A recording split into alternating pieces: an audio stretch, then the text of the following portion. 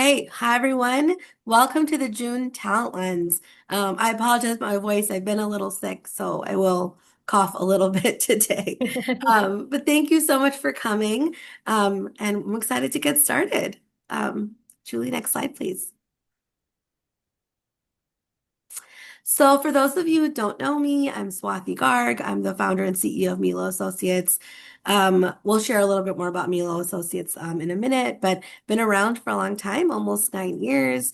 I'm a serial entrepreneur. Have been love creating things and kind of doing things all the time. I feel like I'm always ideating, and there's a lot of a lot of places I've been recognized, which I'm really grateful for. And if you want to talk anything entrepreneurial, let me know. Next slide, please. So what we do here at Milo Associates, we focus on all revenue protection and expansion roles. So what that means is anything that a chief customer officer might own. We are really, really strong in hiring for people on the intersection of being technical and customer facing. Mostly we've been doing SaaS and tech, but we've been kind of venturing out to manufacturing and consulting in terms of broadening our industry. So next slide, please. And so our three core services, obviously most people know us for recruitment.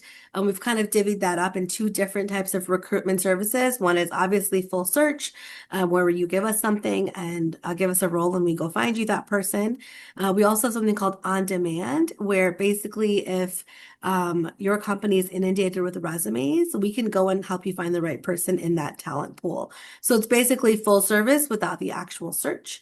And then our latest program that I'm really excited about is our employee mobility program. So it's a new monthly service to support companies to help them leverage their internal talent, to keep strong employees and top performers, but also move them within the company and give them cross-functional experience and help retain them. So if you want to talk about that, that's been really exciting, and we've been getting a lot of great conversations around that as well. Next slide, please. And then lastly, we do a lot of things. So we've really expanded and are doing every single thing across the recruiting life cycle. So if there is anything that you're like, hey, we need help with this, but we don't know who to go to, let me know and I'm happy to chat about that. Next slide, please. And now, what we're so excited to talk about today. So, I am so, so glad to welcome Julie here today.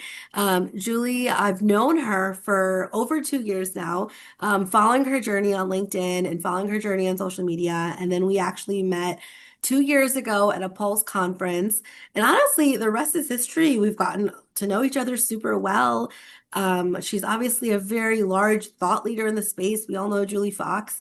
And now she's also my co-author. So excited for her book to come out in a couple of months. And I've just gotten to know her through this time, and it's been awesome. And I'm really excited for what she has to talk about today. It's not related to the book, but it's something she's really passionate about. And I'm so excited to give her the floor. So thank you, Julie, for being here today. And I'm so excited to learn from you today. So thank you. Awesome. Thank you. Well, hello, everyone, and welcome to our webinar, The Leadership Multiplier.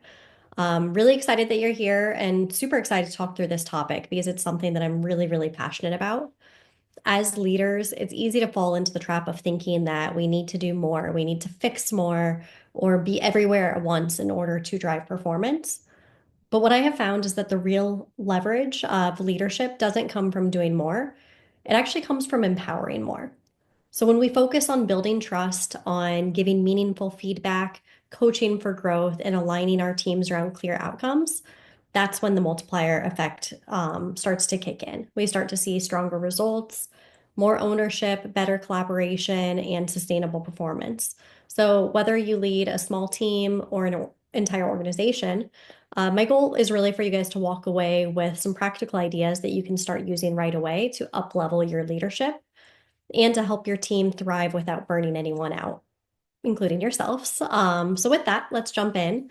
I'll start with an introduction of myself. So again, I'm Julie Fox. I'm Global Director of Customer Success at Sin7, and I've spent my career really building and leading customer success teams, helping them to scale, drive outcomes, and stay deeply connected to what really matters most, which is our customers' success. I'm a seasoned CS leader that has experience both building CS from the ground up, as well as helping to scale high growth enterprises. And as Swathi mentioned, I also co-wrote a book, so really excited for that to come out in the coming months. Um, a little bit more kind of granular about my background. I've led organizational transformations, built strategic account programs from scratch, and launched cross-functional initiatives to strengthen customer centricity. I'm super, super passionate. You guys are going to hear this come through as we're kind of chatting through this topic, but I'm really passionate about creating empowered teams that drive real results. And for me, the biggest impact that I've had in my career has always been rooted in people, creating an environment where people are challenged, supported, and empowered to grow. So that's what our session's about today. And that's what we're going to talk through. So, as for an agenda, we'll start by breaking down the core of empowered teams rooted in trust, feedback, and accountability.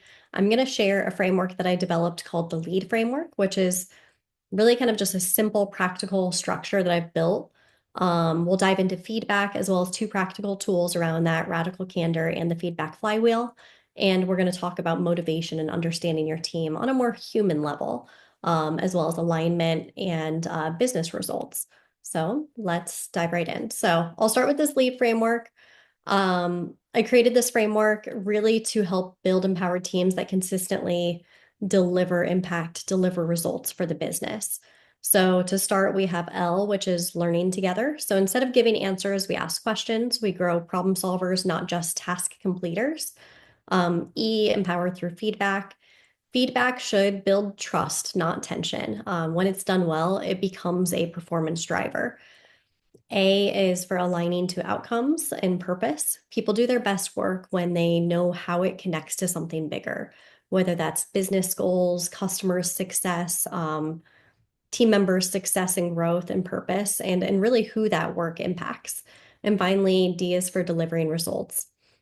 Execution matters. Goals need to be clear and communication needs to support action.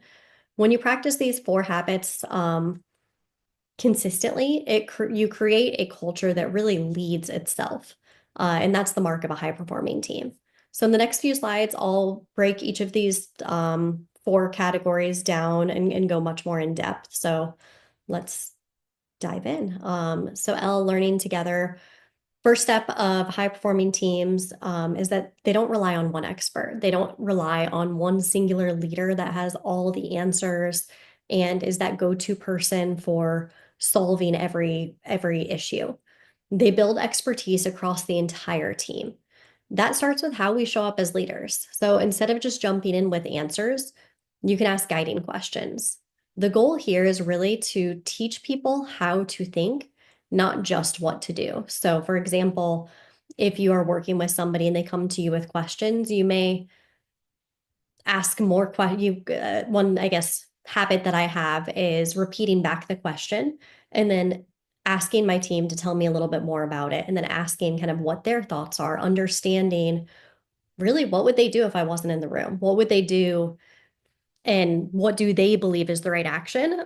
So I've seen a lot of times where people have really impressed me with their ideas and thoughts. I've also had times where people are like, whoa, I'm coming to you because I have this question. I don't know. And so sometimes it's simple that they just, they're waiting for you to ask them and they have something teed up. Other times it's not so simple. And you really have to build that culture of having people come to you with having really thought through it and really kind of thinking through what some options are. But that allows, again, it empowers the team members to not only start challenging them in different ways to think of kind of how the work that they can do, how that impacts their customers or how that impacts different processes or the team. Um, but it also starts to just kind of expand their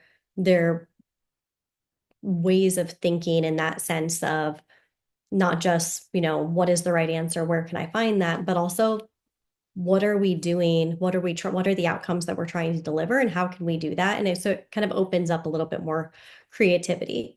It's not something that I always did. earlier in my career, I feel like I kind of prided myself in being that go-to person that I felt like I had all the answers. That made me feel really important and needed as a leader. But what I found was that as the team grew, as my responsibilities grew as a leader, I really became a bottleneck because now people were relying on me. They were waiting on me to get permission or to get answers from me. And so the busier I got, the more of a bottleneck I became. And so once I started shifting that and starting to get the team to work more collaboratively together, it really unlocked the potential of my team. I started to see people rise up and become um, leaders and advocates for each other. I started to see people's strengths start to shine through. So there were some people that were really good at process development or putting things into, I guess, processes and writing things down. There were other people that were really creative in the way that they would think or really good at helping each other out. And so there were a couple different things that I did during that time as I was kind of transitioning into this model of thinking. One thing is starting to create spaces, whether that's through Slack or wherever, where my team could come together, where they could answer questions and where they could help each other out.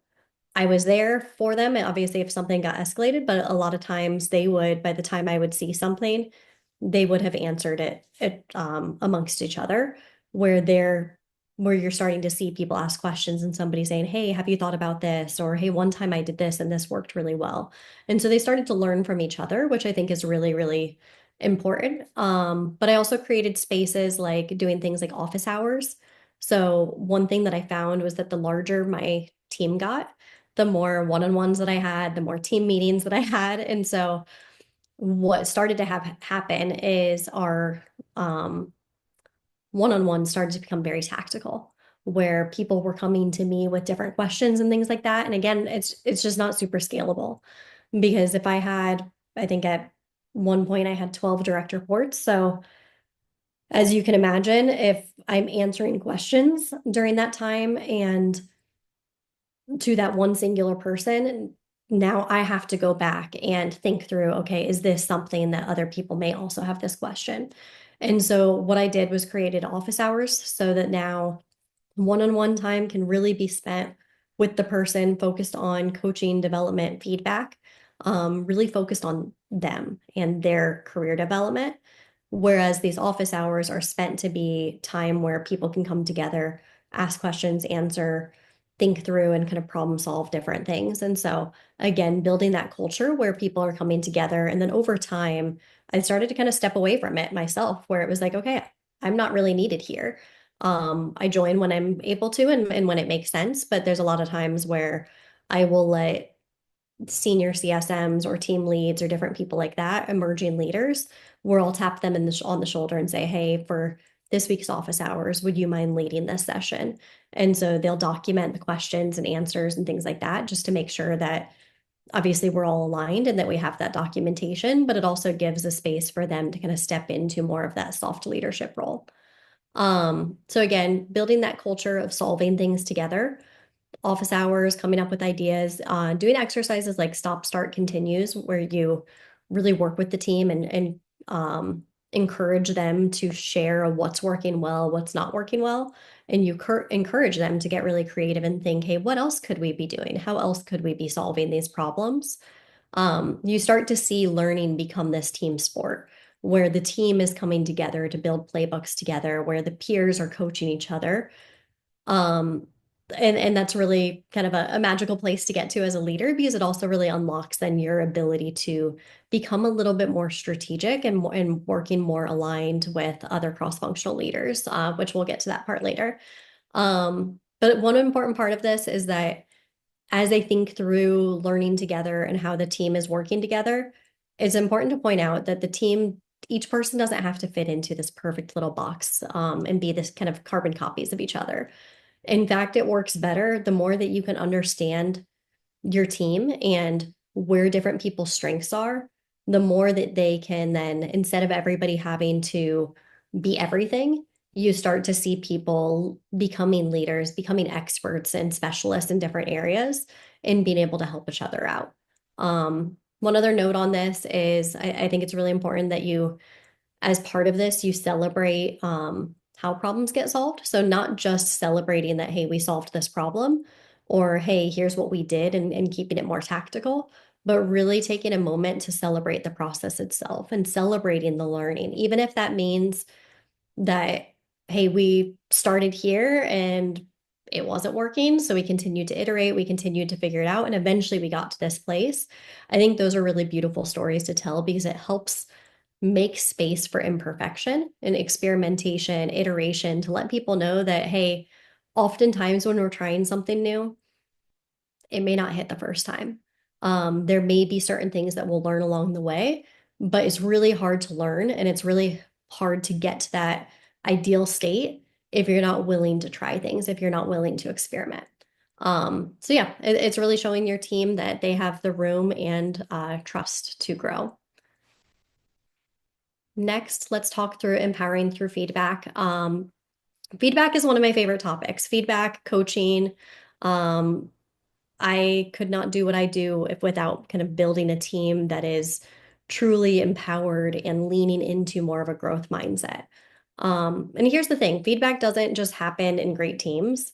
Um, it's something that's built, it's something that's modeled and practiced, and really you have to invest in it. So the three key areas that turn feedback into more of a driver of performance and growth. First, feedback is a leadership responsibility. It starts with us. It starts with leaders. And as leaders, we can't expect for our teams to embrace feedback if we aren't modeling it ourselves. We need to give it regularly, create safety around it, and build systems that reinforce feedback. Um, Truly, if feedback is only occurring during performance reviews or when there's major issues, it becomes a trigger. It becomes something that makes people feel really, really uncomfortable.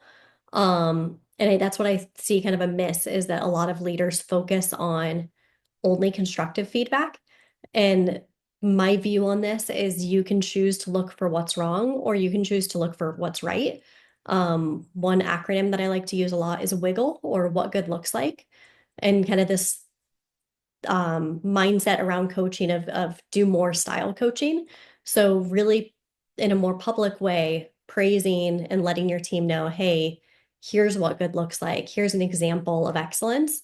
And you start to see the more you share those examples with your team, the more that you see more and more of those examples popping up.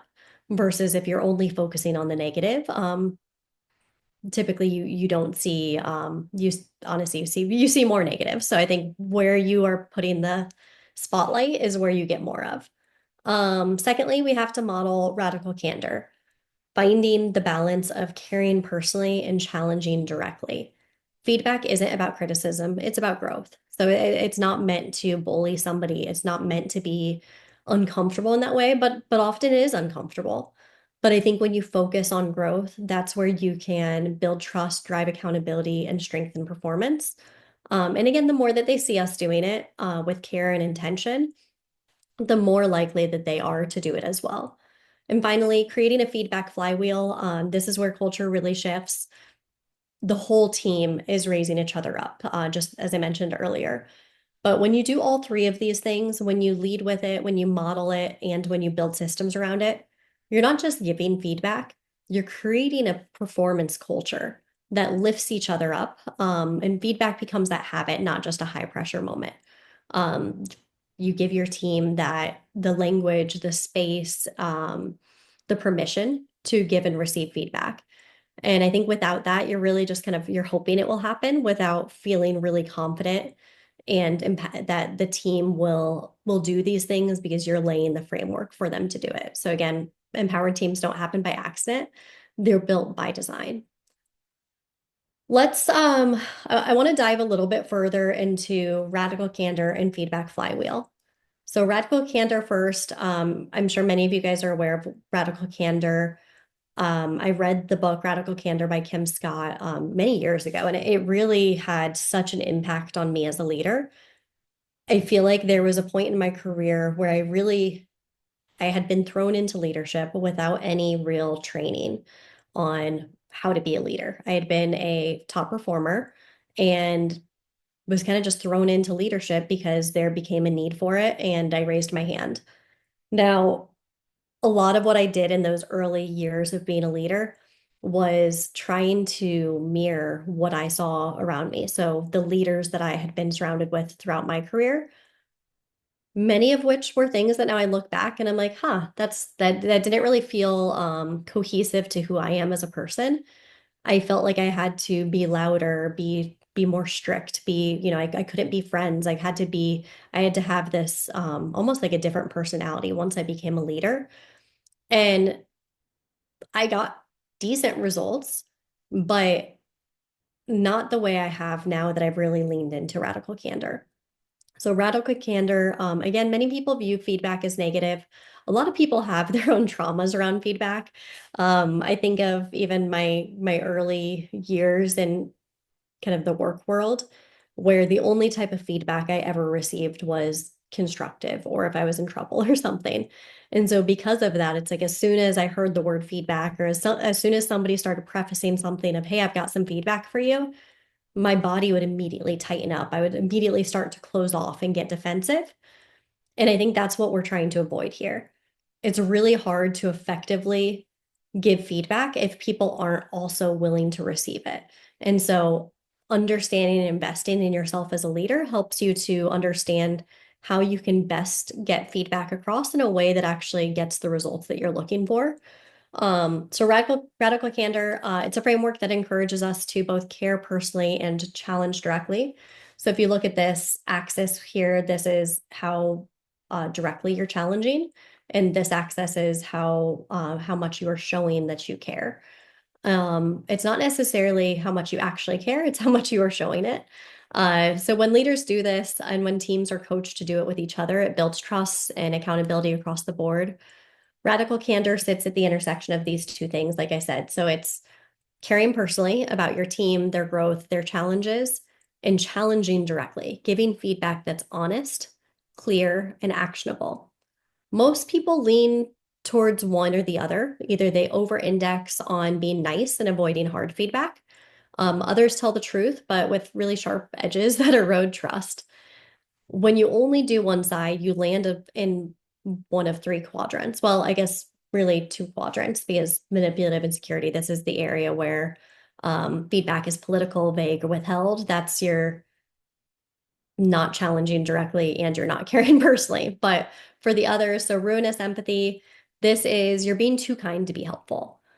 The brain may not even recognize that you're giving feedback because you're being so soft in the way that you are sharing feedback that people don't even recognize that you just gave them feedback. In fact, that's a lot of times where people walk away from a conversation feeling really like, oh, wow, like you just gave me five compliments. And maybe they mentioned one area of constructive feedback, but it was so hidden within everything that they didn't under that they walked away with, I'm doing great, everything's awesome, versus really understanding, oh, wow, there is room for improvement for me. And then on the flip side of it, obnoxious aggression, this is brutal honesty without care. This leads to people feeling really defensive. So if you've ever given feedback, and somebody immediately gets defensive and starts defending themselves, it's usually because they don't have that security feeling or they don't understand that this is coming out of a place of care. So this is something that I work a lot with my teams on is letting them know that my job as a leader is to support their growth. And that if I'm giving them feedback, if I'm giving them constructive feedback, it's not that they are in trouble. It's not that they even did something wrong. In fact, a lot of times I will give feedback to people that are doing a really, really good job because I want to give them feedback to help them get better. Because feedback is not just for somebody, especially when you think of constructive feedback, it's not just for people that are not performing well or are having issues. Feedback is for everyone. And so the more that you can lean into that and letting people know, hey, my job is to make you better. So I'm going to give you feedback. I'm going to help you on this journey, the more that they can be more open to it. And that's where you kind of can hit that balance of caring personally, challenging directly. That's where radical candor lives. And that's where trust and performance can thrive. And then as for feedback flywheel, feedback is not a single act, it's a system.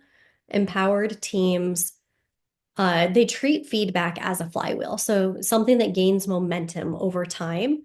It starts when someone gives feedback, but it only works when the other person is trained and supported to receive it openly without defensiveness. And then comes the follow through. So acting on feedback, applying it in real scenarios, practicing it, and recognizing that improvement. So that's where that cycle repeats. And each time that it spins, your team is leveling up. So one example of this is I've done this with numerous teams, but creating space for teams to review calls together. And so instead of a manager pointing out what went wrong or what went right, the team is asked what worked well in this conversation, what could have been handled differently, what would you do in this situation? And so this shifts that mindset from, oh, I'm being critiqued to we are learning as a team. So it becomes an example and a way for the team to learn together. It's not really even about the one person who's sharing their call or sharing like a snippet of a call. It's more about the group learning together through these experiences. So team members become more self-aware, confident, and proactive. And because feedback isn't scary, it's just part of kind of how they grow. So again, not about an individual getting better. It's really about building a system of trust, visibility, and growth that raises everyone together. Okay, and then now I'm going to head over to align. So aligning to outcomes. Alignment is more than hitting goals. It's about meaning, connecting to real business outcomes. So you've got to start by knowing your people. This is something that I do early on when I first meet a team, whether I am promoted into a leadership role or whether I acquire a new team or something like that. It doesn't matter. This actually started with years ago when I um, grew into a leadership role. I realized that because when I was a team lead and then transitioned to being a manager, as a team lead, I was a part of an interview processes. So newer team members, I felt like I almost knew a little bit more about them and had an advantage with the newer team members because I was part of their interview process. Whereas the people that had been my peers for the longest, it wasn't something that we talked about around the water cooler. So the virtual water cooler, I never asked people what their short and long-term goals are or things like that. And so I developed something just kind of like a discovery interview framework where I go through when I have a new team that I'm managing, where I go through and ask them a series of questions. So getting to know them of how do you like to receive feedback? How do you like to receive praise, whether that's public or private? What are your short and long-term goals? How are you motivated? It's a long list of questions, but the goal there is to really understand who they are right now, but also where they're going. What is their career path if they know it? Or what are the areas that they would like to explore? And so this helps me right off the bat understand where I can better empower and leverage people to give them experiences where they can test out and grow different skill sets to help them in their own career development journey. Um, so next is listening. So if people feel heard part of something, they're more likely to not just meet, but to exceed expectations. And then, as we said before, kind of that don't just tell what to do, but show them what needs to be done. So, in the same kind of vein of what I was sharing about not just answering questions or not just answering questions and providing them the approvals or the answers, but encouraging people and kind of how to think. That's what I like to do as well when it comes to the larger kind of outcomes that we're trying to drive as a business, is letting them know, hey, here's where we're going, here's what needs to be done, and then asking them how they can support or asking them for feedback in that area. It allows them to kind of be brought into that journey. And it also makes change management quite a bit easier because it doesn't feel like I am just barking orders or telling them what to do that and things that are going to impact their day to day.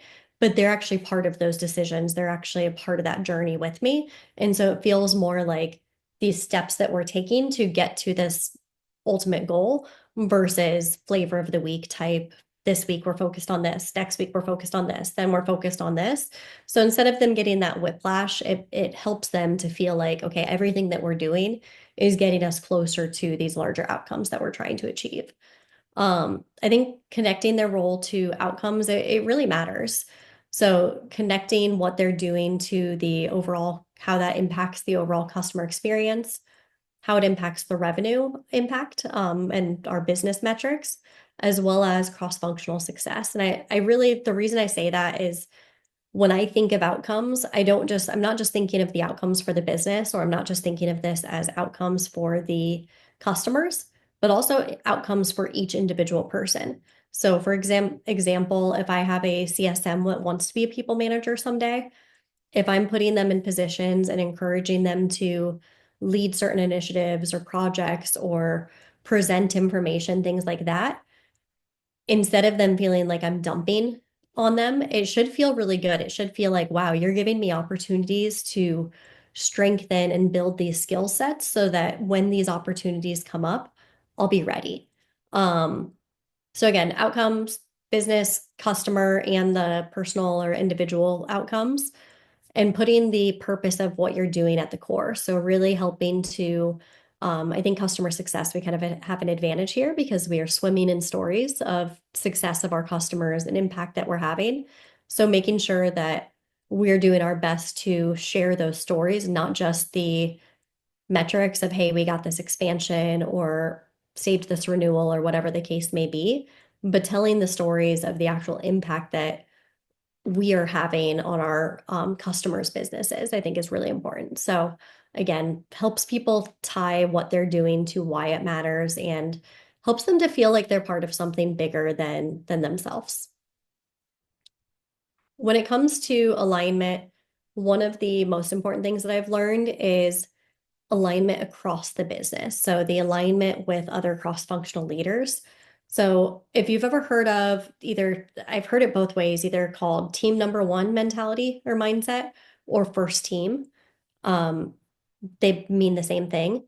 But this was coined from Patrick Lencioni. I think it's from the book The Advantage.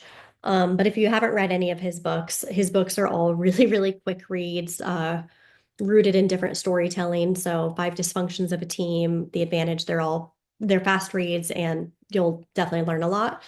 But the theory here is that in a typical organization, you have these departmental silos. So you may have customer success team, sales team, product, finance, you get the point. In each of those, you may have a leader, and then you have other leaders, and then you have individual contributors, but you've got these layers of people.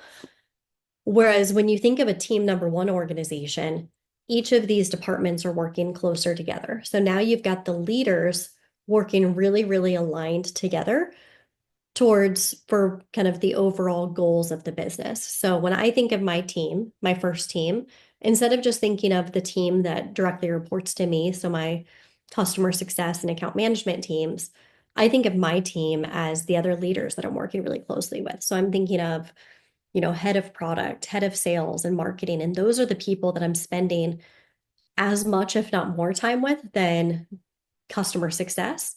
Because in order for me to have the biggest impact on the business, I have to understand the business. I have to really understand what are our goals and not just how my team can impact it, but how we are all working together. One quick story on that. Many years ago, I was doing internal QBRs with like my CEO and chief revenue officer. And I remember a time where all of my slides, I had put together everything and it was all rooted in the CS metrics. So looking at things like CSAT and survey results and like NPS. Obviously, I had different ones around NDR and NRR and all of those different kind of the numbers of the business, but a lot of my metrics were around satisfaction and churn results and numbers like that. And during this session, my salesperson, my sales counterpart went first, and she was talking about, hey, we're going to miss. We aren't getting enough leads. Here's where the team is at. And it was basically leading to historically where we were at and where we're going in the future to say, we're going to miss and we're going to continue to miss until we get these things right. And so I quickly kind of looked at my own presentation and threw out a bunch of my slides and kind of and hid them in the presentation.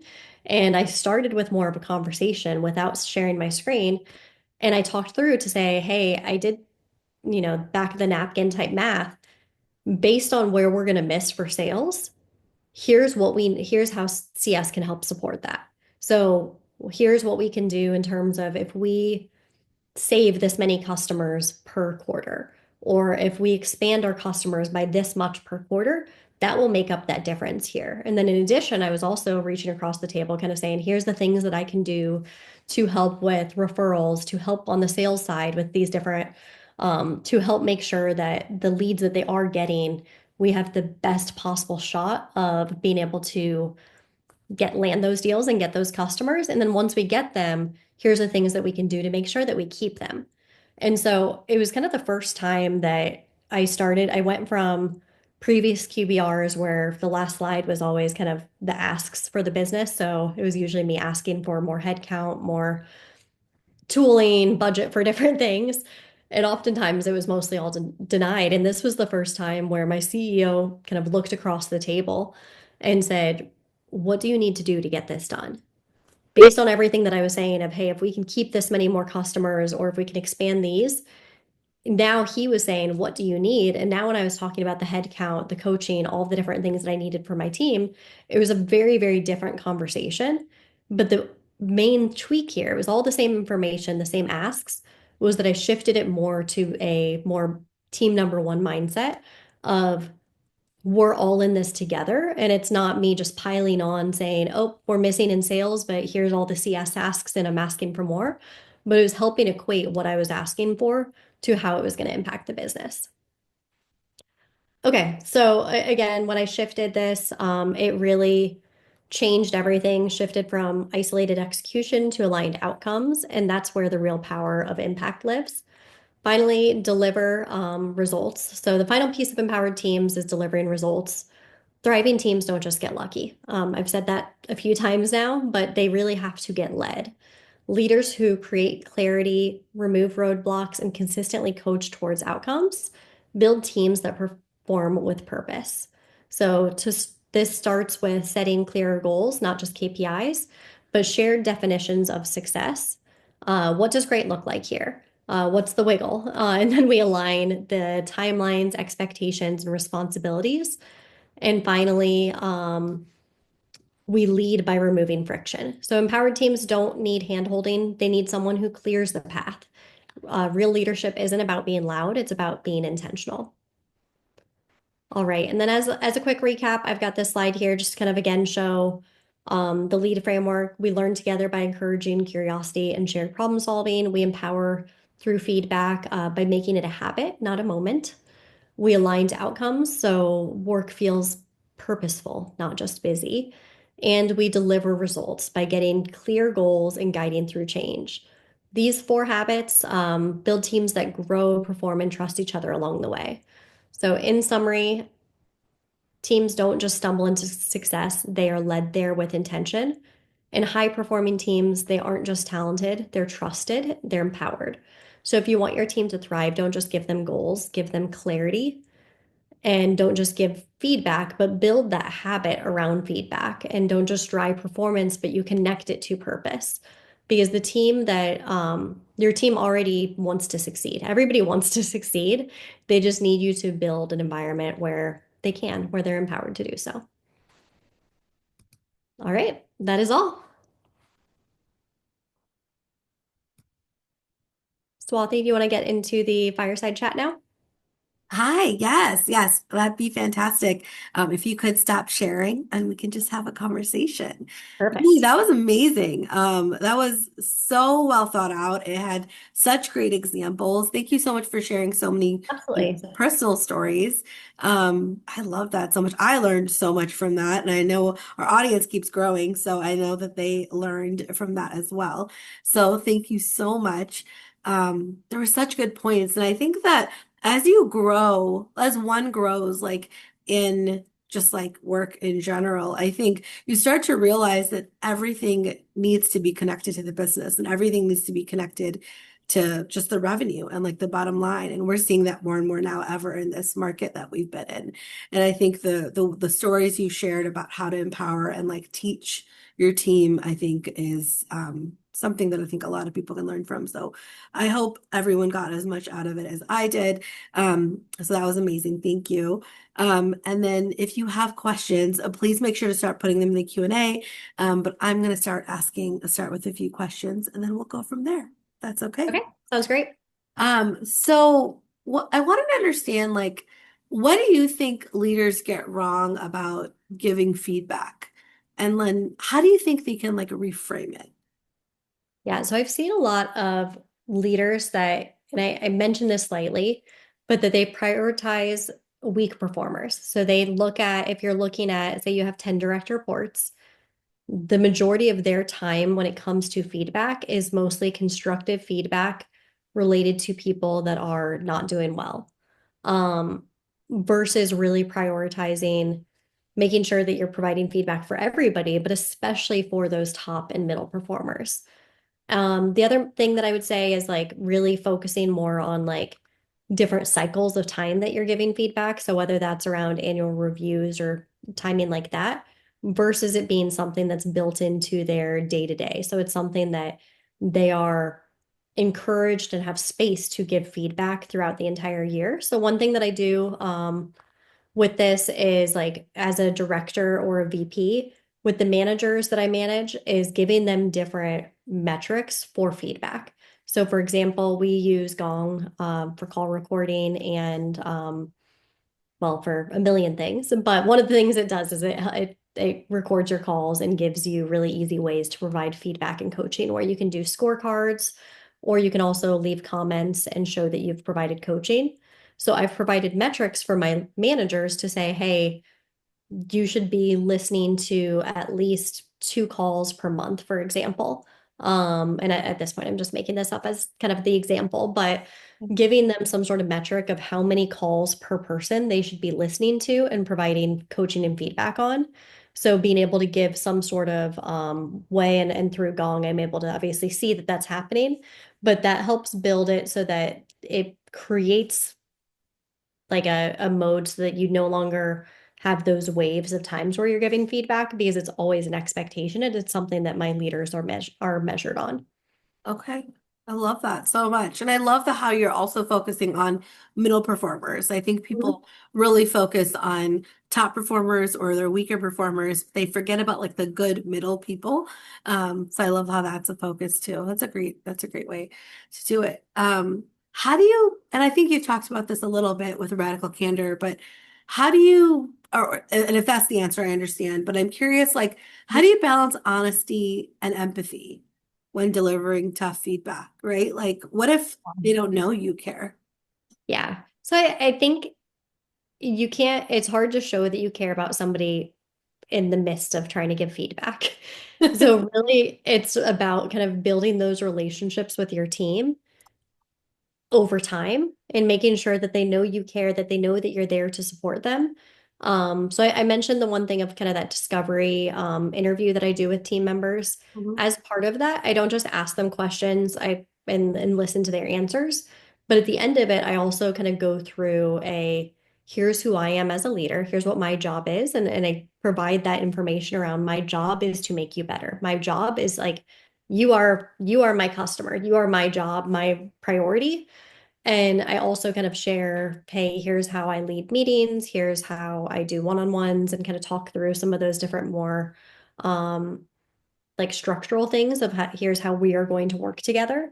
But I think some of that stuff just off the bat helps to establish like I let people know you're going to receive feedback from me. You're going to, and like I let them know from the beginning that this comes out of a place of care and that it comes out of a place of like trying to encourage growth so that they know from the beginning this is going to be probably a shift for you because I will say I most people that I've worked with, it does feel like a little bit of a shock where they're like, wow, I've never received this much feedback. And so I need to prep them for that and let them know, hey, this is coming. It's going to be to everyone. And that's before I've even heard them on calls or seen them in action. So I think that also helps that trust a little bit of like if I waited until like 6 months into the job and then all of a sudden I start slamming them with a lot of feedback that may feel like, whoa, why is all of this attention on me? What am I doing wrong? Right. Versus them knowing, like, hey, here's how I'm going to show up as a leader. Here's how I'm going to help you. Yeah, I love that. I mean, it's just your leadership style, and I think you're so Mhm. clear about it up front. I love that. I love that. So they know what to expect. They know what's coming. They know when it's coming. Absolutely. I think that's amazing. Um, and I guess, what do you think the difference is between feedback and coaching? And like, is there a certain time you should use a certain one, or when should you use each? Yeah, so I think if feedback is more individual, there are definitely times where they do cross over a little bit. There might be something that I notice on a call or I notice for somebody that I'm like, you know what, I'm seeing this a lot. So I want to turn this into a coaching moment because I want to make sure that I'm not just applying this to this one person and then now having to repeat myself to everybody else. And so there can be some crossover, but feedback's a little bit more individual. It's usually based on a specific thing that you saw or somebody said, somebody did, that you are giving them examples, you're letting them know, um, like more of that direct, here's what I heard, here's what I saw, and here's why it's important, and kind of letting them know here's how we should be doing this in the future. Whereas coaching, I think of more as like an activity or practice. So obviously in sports, you see a lot of this, like top athletes they spend a lot of time, and I'm sure they get a ton of feedback, but they also spend a lot of time as a team working to get better. They exercise, they do different things, they're working different muscles as well as working their own mental strength because they are in kind of high stakes, high performance type environments. I think the world that we are in, especially in customer success and revenue type roles, it is also very high stakes. It's also exhausting, hard work that we do. And so providing people the opportunity to coach them and practice helps prepare them for the game of customer calls or whatever it may be. So just like I would never take a athlete and, have them perform in a game for the first time without giving them any time to practice. Mhm. I'm not going to do that with my team. So I'm not just going to give them a slide deck and say, hey, go meet with our most important customer or highest ARR customer. I'm going to work with them. I'm going to practice, and we're going to actually kind of break out the elements of the calls and objection handling, things like that. And we're going to practice it. And those usually that practice is done together because again, I think there's a lot of learning that people can get from hearing somebody else doing something. And I'd rather them be uncomfortable because role playing does feel super, super uncomfortable and awkward, but I would rather them deal with that discomfort in a safe environment where we're together as a team, not feel that discomfort on a live call with a customer. So trying to prepare them as best as we can so that when they are on calls with customers or when they are presenting information to other leaders or cross-functional teams and stuff, they feel really prepared. Yeah, I love that. I love role play. I think that like as like being in the recruiting world and HR world, like it's just a Mhm. big tool that we use. But yeah, I totally agree with you. I love that. That's a great answer. And like that makes a lot of sense. I feel like people kind of confuse feedback and coaching a lot and like how they use it and how they provide it. And like sometimes even just when changing the word, I think can also change the conversation Yeah. you're in. So I love the way you differentiated that. So thank you for sharing. So how do you think leaders can do this without slipping into micromanagement, right? Like this is, I mean, this is a lot of time with them, a lot of coaching, a lot of planning, Yeah. a lot of detail. So how do you do that?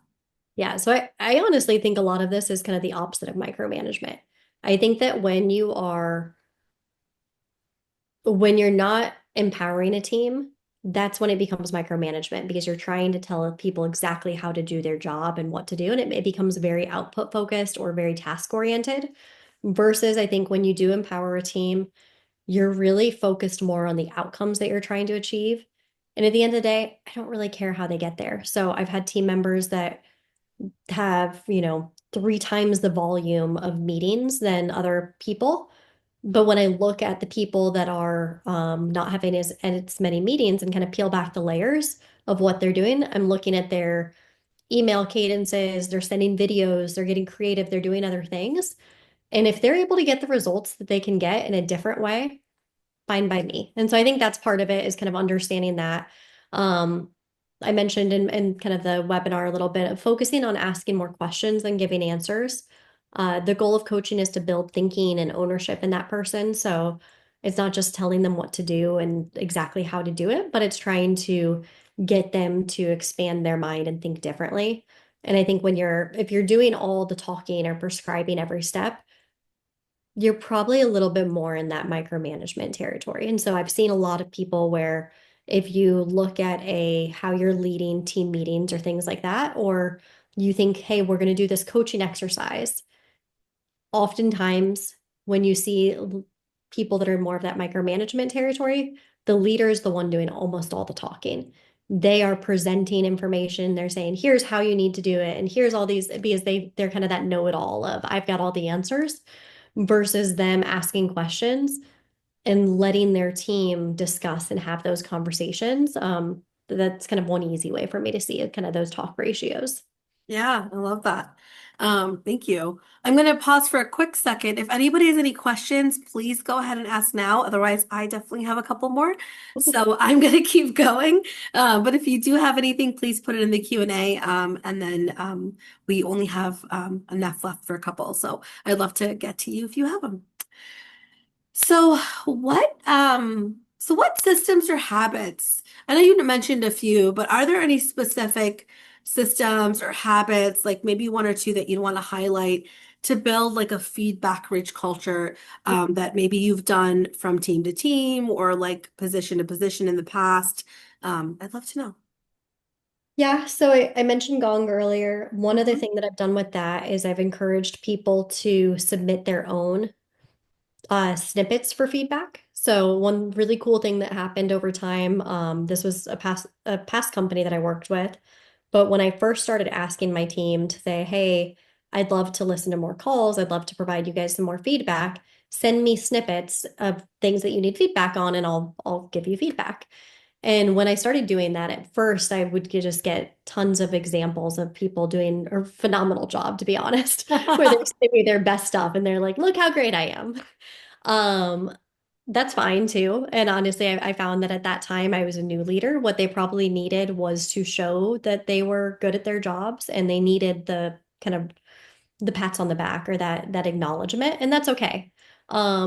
But as I started to build more trust with my team, as they started to kind of see my leadership in action, it completely flipped where people are now sending me their worst stuff and they're saying, "Hey, I messed up here," or "This call got really heated and did not go well. What would you have done here?" or things like that. And so as I built that trust, they started to send me more of that stuff. And so that then allowed me to, first of all, know that, hey, this is probably, if this is the first time they're sending me something where they messed up, I'm that's probably not an appropriate time for me to be like, "Wow, you really messed up. This is totally wrong," whatever, and kind of shame them. But I needed them to feel comfortable. I need them to know that that's okay. You can show me your worst stuff. Yeah. You're not going to be in trouble for this. I'm going to use this to help you get better. Now, if you keep sending me the same thing over and over again and you're continuing to like, we're Yeah. probably going to have a different conversation because I do want to see that they're hearing and receiving the feedback and that they're applying it. But yeah, so it's like acknowledging that that takes courage from people. And so I wanted to celebrate that as well as let them know um, kind of good ways that I could help them to get better or to feel more comfortable. Okay, awesome. Thank you. I really appreciate that. That's great. I just want to end the call with just one last question. I know that we're almost at time, but I guess what's one thing that leaders can do this week to become a better coach at this time or to give feedback to improve their feedback giving skills, Yeah. more of like something with some action they can do now. If they're like, Yeah. I love this, I want to implement this, like what's something they can do now? Yeah, so I mentioned a few things, but I think a lot of that stuff, some of it does take time and practice. Hmm. One thing that has worked really well that I've done with a few different teams is kind of workshopping to develop more of like a purpose statement or a shared definition of success. So working with the team to kind of, again, we get very tactical into all the projects, all the things we're doing, but carving out some time as a team to work together to ask questions around what do you believe our purpose is? What is our role as a team? And then being able to create that statement. And then that's something that then I've used in subsequent meetings to literally call people and be like, hey, Joe, what is our purpose? And at first, they're kind of stumbling around looking for the sticky note or something to be like, oh, I got it somewhere. But eventually, it becomes like second nature where they know they anticipate that I start every call with what is our purpose. And so now that also helps us to align that the stuff that we're doing, if I say what is our purpose and they answer it, and then we go on to a call that feels very misaligned from that purpose, my team's going to call me out or I'm going to call myself out to be like, hey, I feel like we're not focusing on the right things. And so I think just creating those purpose statements as well as kind of shared definitions of success, especially as you're rolling out new projects of, hey, we're doing this thing. Here's what we're trying to achieve. What will success look like? And being able to talk through that as a team instead of me just dictating it to them. That's been really helpful. Yeah, I love that. I love that. I remember early in my career when I learned that how everything I was doing was connected to like the actual business and like the purpose, it totally changed the way I thought and the way it worked. So, thank you so much. That is so helpful.